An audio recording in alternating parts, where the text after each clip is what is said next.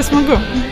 Tokia, galbūt, sakyčiau, netgi nostalgija šiek tiek, kad jau yra paskutiniai metai universitete. Ir iš tikrųjų smagu matyti daug naujų veidų ir matyti, kad žmonės iš tikrųjų su entuziazmu ateina mokytis ir matyti tai, kad žmonės iš vis ateina mokytis. Tai iš tikrųjų smagu.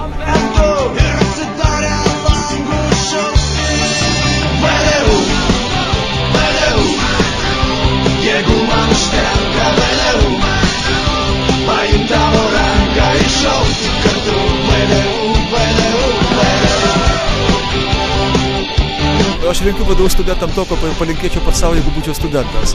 Kad būtų labai gera gyventi, kad būtų labai įdomu, kad studijos būtų gražios ir prasmingos.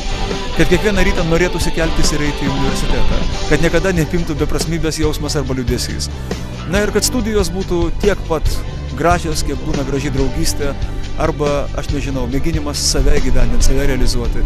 Aš noriu palinkėti labai gražios kasdienybės. Gražių dienų pavienių, jų bus ir taip. Bet kad kasdienybė būtų graži, man rodos, tai yra labai svarbu studijuojant.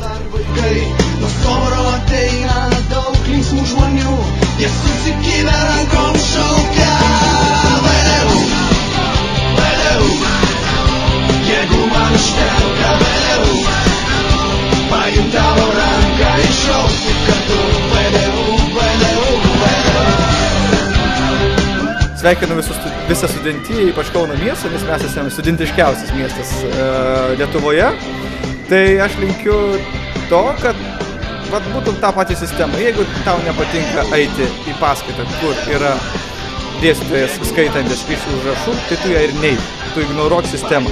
Būk natūralus, būk idėjų kupinas, būk entuziastas pakeisti pasaulį. Nes studentija yra tie šalonai, kurie keičia pasaulį. Taip, kad į priekį.